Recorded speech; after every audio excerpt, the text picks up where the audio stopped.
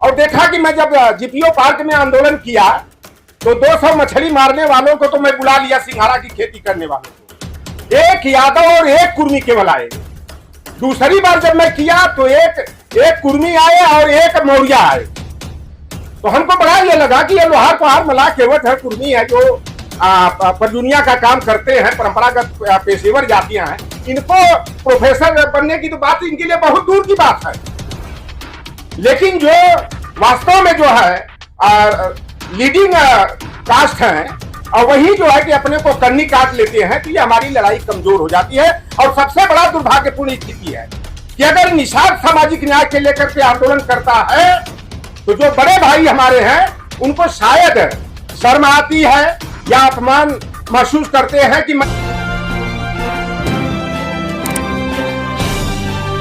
आप देख रहे हैं पब्लिक आवाज टीवी।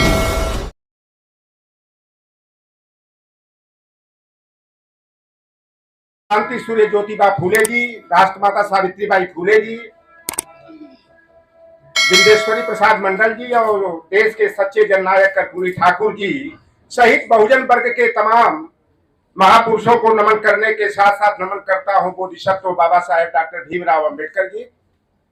आज ये सारे के बैनर तले जो विभिन्न ओबीसी के संगठन हैं उनके प्रतिनिधियों का जो प्रतिनिधि सम्मेलन आयोजित किया गया है, इसकी अध्यक्षता कर रहे माननीय अध्यक्ष जी न्यायमूर्ति परम आदरणीय वीरेंद्र सिंह यादव जी, आदरणीय ईश्वरैया जी और तमाम हमारे जाने माने चेहरे हैं। मैं आप सभी का हार्दिक अभिनंदन वंदन एवं स्वागत करता हूं।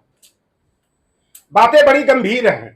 इधर 3-4 दिनों से मीडिया को अगर गंभीरता से देखा जाए तो भारतीय जनता पार्टी जो है 2024 के चुनाव में अपनी डूबती हुई नैया को पार लगाने के लिए वो ओबीसी में फ्रैक्शन पैदा करने का प्रयास कर रही है।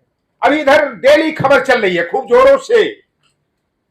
जस्टिस रोहिणी की अध्यक्षता में 2 अक्टूबर 2017 को जो राष्ट्रीय ओबीसी उप वर्गीकरण जांच आयोग बना था, 14वां विस्तार देकर ये चुनाव के समय केवल इशू बनाने का प्रयास करते हैं। अपने उत्तर प्रदेश में भी चल रहा है। जस्टिस राघवेंद्र कुमार की अध्यक्षता में ओबीसी के वर्गीकरण के लिए एक आयोग बना था, सामाजिक न्याय समिति पार्ट 2। अब सवाल यह होता है कि जैसे तमाम यादव को छोड़ दीजिए, गुर्जर को छोड़ दीजिए, जाट को, कुर्मी को, तो और सब जातियां ये जानती है लोहार कुहार सुनार हो, मल्लाह केवट कुर्मी काछी हो, तेरी तमोली बरई बारी नाई धोबी गुजरा कसाई फकीर हो, इनको ये लगता है कि अगर बंटवारा हो जाएगा तो हमको बहुत बड़ा लाभ मिल जाएगा। लेकिन समस्या क्या है कि ये भाई से भाई को अलग करके हमारी ताकत को कमजोर करने का एक उनका दुस्साहसपूर्ण प्रयास है। हमको इनके जो नफरत की राजनीति है, जो डिवाइड एंड रूल की इनकी पॉलिसी है, इस पॉलिसी को समझने की जरूरत है। हम लोग तो देखते हैं, एक बार मैंने 13 पॉइंट रोस्टर का जब प्रॉब्लम आया था तो मैंने लखनऊ में 3 प्रोग्राम किया। बहुत से लोग पढ़े लिखे में कितने तो पीसीएस लोग थे, कहे 13 पॉइंट रोस्टर और 200 पॉइंट रोस्टर क्या होता है। मुझे 4-4, 5-5 आर्टिकल लिखना पड़ा था उनको समझाने के लिए। तो हमारे पढ़े लिखे लोग भी असली जो व्यवस्था है उसको नहीं समझ पाते हैं कि यह है क्या। और देखा कि मैं जब जीपीओ पार्क में आंदोलन किया तो 200 मछली मारने वालों को तो मैं बुला लिया, सिंघाड़ा की खेती करने वालों को, एक यादव और एक कुर्मी केवल आए। दूसरी बार जब मैं किया तो एक कुर्मी आए और एक मौर्या आए। तो हमको बड़ा ये लगा कि ये लोहार पहाड़ मलाह केवट है, कुर्मी है, जो परदुनिया का काम करते हैं, परंपरागत पेशेवर जातियां हैं, इनको प्रोफेसर बनने की तो बात इनके लिए बहुत दूर की बात है। लेकिन जो वास्तव में जो है लीडिंग कास्ट हैं और वही जो है कि अपने को कन्नी काट लेते हैं, तो ये हमारी लड़ाई कमजोर हो जाती है। और सबसे बड़ा दुर्भाग्यपूर्ण स्थिति है कि अगर निषाद सामाजिक न्याय के लेकर के आंदोलन करता है तो जो बड़े भाई हमारे हैं उनको शायद शर्म आती है या अपमान महसूस करते हैं कि मैं इसके कश्यप के लोहार का विश्वकर्मा का नेतृत्व तो कैसे स्वीकार करूं। कोई भी हो, अगर चमार हो, पासी हो, दुसाद हो, खट्टिक हो, बसफोर हो, धरकार हो, अगर वह ओबीसी SC ST के सामाजिक न्याय की लड़ाई को आगे बढ़ाता है तो हमें जैसे भी बन सके तन से, मन से, धन से हमें सहयोग करने की जरूरत है। अभी तो मैं देख रहा हूं एक दो कमियां हुई हमारे लोगों से। आज उत्तर प्रदेश में भारतीय जनता पार्टी, मैं विशेष करके पृष्ठभूमि वहीं का बनाऊंगा, ऐसा अन्य जगह भी होगा कि एक दो कमी हमारे भाई से हुई और भारतीय जनता पार्टी जो है फर्श से अर्श पर पहुंच गई। एक प्रोपगंडा हुआ। बार बार अगर एक ही झूठ को दोहराया जाता है तो वह निकट भविष्य में सत्य साबित हो जाता है। 86 में 56 यादव एसडीएम हो गया। उत्तर प्रदेश लोक सेवा आयोग 2011 का परिणाम जो 14 अगस्त 2013 को आया, सरकार हमारी थी। 86 में 56 यादव एसडीएम पूरा मीडिया ट्रायल, और आज तक पर जो है प्रिय प्रसून वाजपेयी ने दस्तक नाम से 1 घंटे का प्रोग्राम चलाया। हमारी अगर सरकार है, हमारा चेयरमैन है उत्तर प्रदेश लोक सेवा आयोग के डॉक्टर अनिल यादव जी थे। बाद में तो उनको खलनायक बना दिया हमारे लोगों ने, जो पिछड़ों के हित में त्रिस्तरीय आरक्षण व्यवस्था किए थे।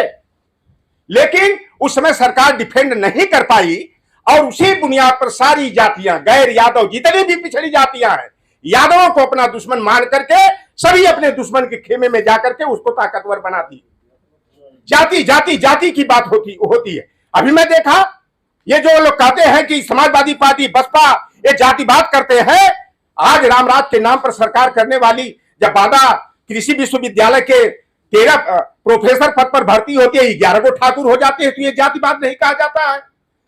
उच्चतर शिक्षा सेवा आयोग इलाहाबाद के माध्यम से जब वनस्पति विभाग में 13 प्रोफेसर बनाए जाते हैं, 11 सवर्ण हो जाते हैं, एक भी ओबीसी का व्यक्ति नहीं हुआ। एसटी का भी जो हुआ, आज एक फंडा बड़ा चल रहा है, एसटी के नाम पर गोड़ का सर्टिफिकेट बना करके ओझा और नायक जो होते हैं वह कोटे को हड़प रहे हैं।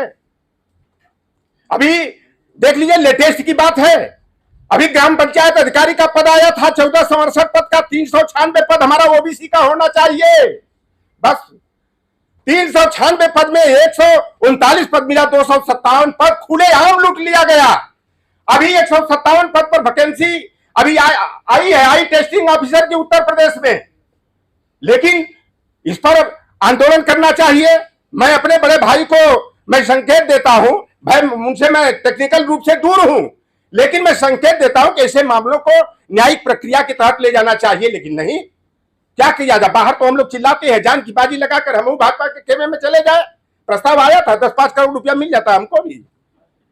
लेकिन अगर सभी लोग अगर उसी धार में निस्वार्थ में चले जाएंगे तो बाबा साहेब भीमराव अंबेडकर, ज्योतिबा फूले, कर्पूरी ठाकुर जी, राम लखन चंदा पुरी जी, बाबू राम स्वरूप वर्मा, पेरियार ललई सिंह यादव की विरासत को आगे कौन बढ़ाएगा? किसी न किसी को बलिदान होना पड़ेगा।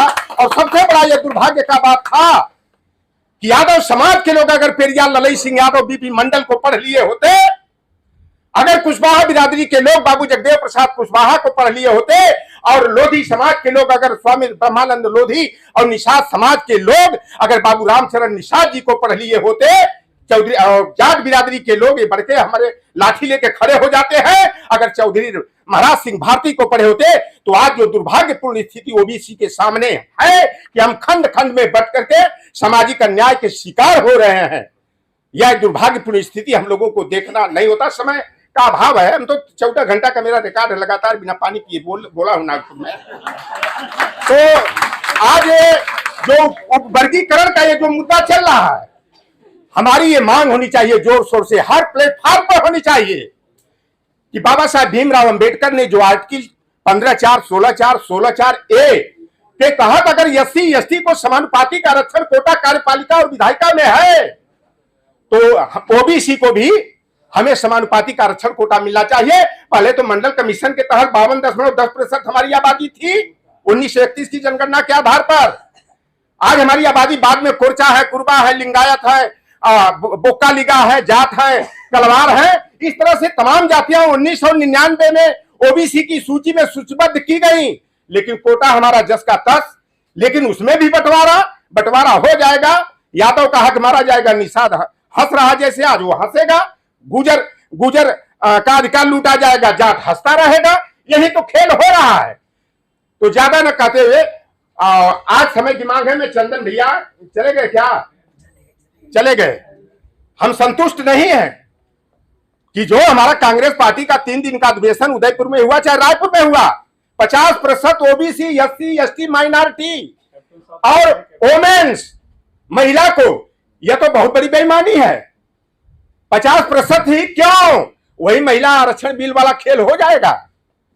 इसके कौन आखिर बात को सही क्यों बताएगा? राहुल जी एक तरफ का तो रहे खुलेआम। मैं राहुल जी तो आज जो है कि एक महानतम दिल का परिचय दे रहे हैं कि 50% की आरक्षण की सीलिंग विस्तारित हो, टूटे, 70% तक जाए, तो 50% में सारे वर्गों क्यों रखोगे? महिला के नाम पर कुल सबर का महिला चली जाएंगी, हमारी ओबीसी के किनारे लग जाएंगी, एससी के किनारे लग जाएंगी।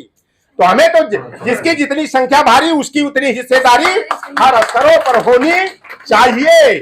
और नहीं तो मैं तो देखा 2010 में एक बड़े नेता थे तीसरे कैटेगरी के कैबिनेट में, हमको बुलाए और कहे निषाद जी कास्ट सेंसस की मांग आप उठाइए, राष्ट्रीय नेशनल एसोसिएशन ऑफ फिशरमैन से। हमने कहा सर आप मंत्री समूह में बात क्यों नहीं रखते हैं, आप टेबल पर बात रखिए। तो उन्होंने कहा देखिए ये बंद दरवाजे की बात है और कोई ऐसा ना समझेगा।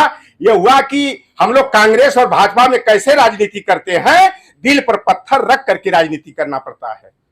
इस तरह की बातें आती हैं तो कहीं न कहीं मजबूरियां लोगों की होती है। आज 120 सांसद हैं लोकसभा में हमारे ओबीसी के, 131 हैं एससी एसटी के, और उत्तर प्रदेश की सरकार जोगी को तो लटक के झटक के पटक के लतिया के बाहर कर दे। जब चाहे तब 67-80 के विधायक हैं और 90 जो है ओबीसी के हैं, लेकिन उनका जमीर मर चुका है। अगर जमीर जिंदा रहता और खुलेआम जो डकैती हमारे कोटे की हो रही है कि 71 में 66 सवर्ण जाति के जो है गोरखपुर विश्वविद्यालय में प्रोफेसर बना दिए गए, 5 जो है एग्रीकल्चरल यूनिवर्सिटीज हैं, पांचों के पांचों डीसी जो है ठाकुर बिरादरी के हो गए, बीए डिपार्टमेंट में गोरखपुर विश्वविद्यालय में चारों के चारों ठाकुर हो गए। जोगी के मुख्यमंत्री बनने पर ठाकुरों की प्रतिभा तेज हो गई क्या? तो ये खुलेआम बेईमानी हो रही है, इसको समझने की जरूरत है, लड़ने की जरूरत है। फूल वही चुन पाते हैं जो कांटों से टकराते हैं, अधिकार मांगे मिलता है अधिकार तो छीने जाते हैं। और मैंने तो मंडल आंदोलन में एक संकल्प लिया था कि मैं जान दे दूंगा उस कौम में जिस कौम में चौधरी लौटर राम निषाद का जन्म हुआ है, लेकिन निजी स्वार्थ के लिए चौधरी लौटर राम निषाद समाज को जो है कि मोहरा बना करके उसके कंधे पर सवार होकर अपना स्वार्थ साधने का काम नहीं करेगा। मैं इसी मीमांसा के साथ आज लूट करके पीट करके और तमाम दुश्वारियों को झेल करके मैं आज सामाजिक न्याय की जो भी बन सकता है समाज के सहयोग से संघर्ष करता हूं। लेकिन कभी कभी कष्ट होता है कि शायद हम भी स्वार्थ में कहीं बह जाते तो समस्या का समाधान हो जाता, लेकिन नहीं। मैं डीपी मंडल जी को, कर्पूरी ठाकुर जी की विरासत को आगे बढ़ाने के प्रयास में दिलो जान से लगा हुआ। जय भीम, जय मंडल, जय संविधान, जय विज्ञान।